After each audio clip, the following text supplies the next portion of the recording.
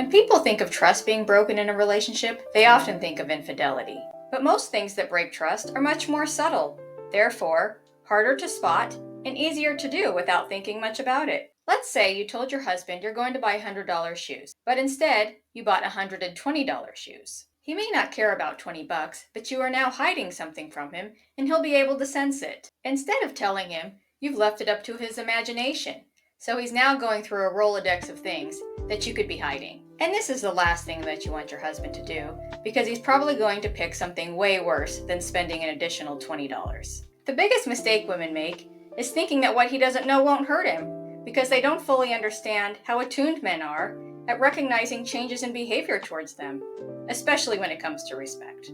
Here are some of the ways that trust is broken in a relationship that may not even hit your radar. Did you tell your husband about every personal conversation you've had this week? Did you hide any parts of your phone this week, like text messages, social media, emails? Do you back your family and friends over your husband even if he's right? Do your words match your actions down to the smallest detail? Do you hide any parts of your life from your husband? Can your husband trust you to keep his vulnerable issues to yourself? Do you make negative jokes or statements about your husband, or allow others to do so? Do you have male friends but freak out if your husband has female friends? When your husband is vulnerable or having a bad day, are you nurturing, loving, and comforting, or something less? Do you keep your commitments, or do you make them carelessly? Would you be happy if your husband did any of these things? Each of these behaviors, even if not exposed, can put a small wedge of distrust in your marriage. Over time, especially when compounded with any of the other items on this list, will erode trust to a point that can end happiness and eventually the marriage. If your husband does become aware that you failed at any of these seemingly small things, you put him in a position where he'll have to decide if he can trust you on any big things. Every action you choose should make your husband feel safe,